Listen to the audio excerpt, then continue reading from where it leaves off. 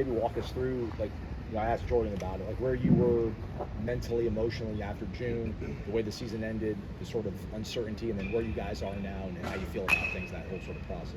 I think it took a long time for me to kind of decompress. I had a shoulder issue that had plagued me throughout the second half of the year, I guess, and so kind of got the ball moving on that and didn't really have much time to think about what was going on and decompress, and ended up having surgery a week or two later. So kind of just getting straight into that and figuring out the next moves for me, and just kind of being like y'all, being a bystander, what's going on, and hoping for the best and trusting in whatever happened, and I think I can't say enough about Meade and their staff, and just amazing people that they are, and everything they've done for me. And so was sad to see them go, but was super excited for Coach Jarrett and all these guys to come in, and just great human beings, and just as good baseball coaches. So it was a whirlwind for sure.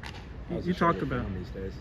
Shoulder's good. Got cleared in December, and just kind of been getting the ball rolling after that, and really ramping back up. There was definitely a while where I was sore and trying to work things out, but feeling really good.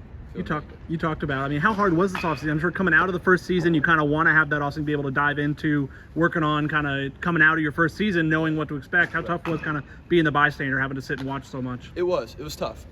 Not something I'm used to. Never really dealt with an injury before, and so that was definitely something that was new for me. Kind of had to make some adjustments.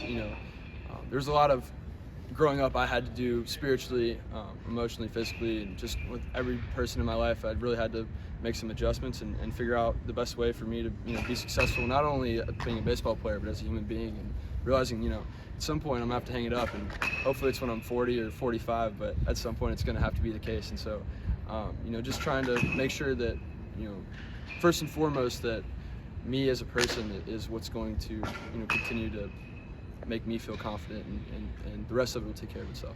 Did being an observer during fall ball change your view of baseball at all? How you go about it, what you do? Obviously you're always in the middle of it, but when you're not, what was it like? It was, like I said, I've never had dealt with an injury before, so it was different. It was something I kind of had to grow into and get used to, and not something I want to deal with again.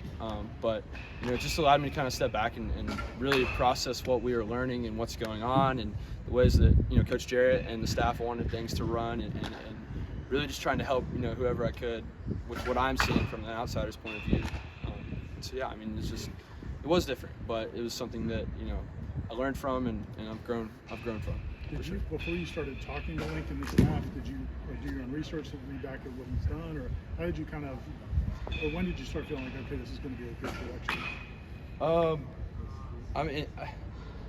You look at Twitter, you look at all that stuff, and you see it, and you're like, man, like, is that the case? Like, what's going on? They're playing at Tennessee, and so obviously I had no idea, and as did the rest of us, but we had somewhat of a clue that it could happen. And obviously it was just rumors at that point, but watching their series against Tennessee and all that take place was super cool to be like, man, that could be our coach. But it was definitely something that I was ready for to happen. I was cheering for him all the way through, but definitely was ready for that to happen if it was the case. So definitely, obviously everybody knows who Lincoln Jarrett is around here, two-time All-American, just a stud, and so just to see that and to have that opportunity was super cool. So just kind of excited for it, and just hoping that it would happen. So. Was there anything you saw during that series that made you think, okay, I like the way they play? Well, they just play hard-nosed. They know what they're doing. They're fundamentally sound. They do the things they need to do to be successful. Just everything, and watching them take down a very good Tennessee team definitely, provided a lot of that excitement as well. So, just all of that, I would say. You expect to be at first this year? I don't know. I don't know where I'm going to be. I'm taking reps at first. Most scrimmages I'm at first, but obviously, I feel like I'm a capable outfielder, and if that was to be the case, and Coach called on me to be an outfielder, let's do it. If not, at first base, fine. I don't care. I'd rather just play. Have you played first in the past? Played first my whole life. Played kind of split reps between first and outfield all of high school and most of middle school. So, I grew up playing first base, and then I got a little bit less chunky and slow and moved into the outfield. So, I think that I'm used to first base, but whatever he calls me to do, I'm down to do it.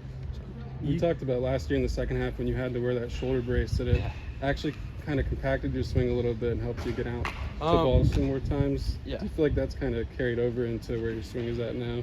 A little bit. I wouldn't say completely. I think that was just more of a, sitting down in the fall was like, all right, what do we need to do to be more successful? What can I do to, decrease strikeouts, increase, contact, hard contact, all those things. And it was just kind of something that I, had planned on kind of reinvigorating towards the end of the year. But, obviously it was, that helped. But, dealing with a shoulder injury is hard and definitely lost a lot of just ability to keep my swing compact with that, just with the shoulder, always being loose. And so I think that was something that was, I was going to do regardless, but definitely, played some sort of role in it, for sure. You and Jaime coming in together as kind of the impact freshmen last year, I guess. How did y'all kind of rely on each other? How much did that help? And I guess, are there any areas of your game that he's really helped you in, just in talking or watching or anything like that? Well, I mean, Jaime's just a great competitor, a great human being.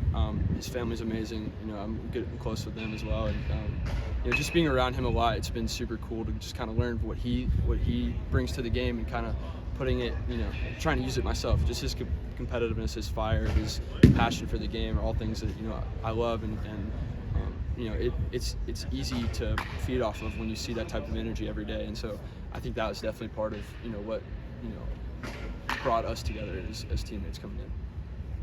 But that heavy machinery is annoying to have to move around with all the construction going on. But how nice is it to come into work every day, I guess, and just see like all these new posters and banners and everything that's going on? No, this is amazing. I mean, from when I first came in here to now, it's just unbelievable how much improvement has come into this place. And thanks to Coach Jared and our staff and the boosters and everybody that's been part of that, Mr. Alford, like all those guys have just really invested in us, and it's been cool to see because it was necessary, it was needed. So I'm thankful for it, and obviously at the end of the day, I'm coming out here to play, and that's cool. But at the end of the day, like if we can't win, then there's no part that matters in that. So very cool, but now the important thing is to focus in and get wins on the table. So.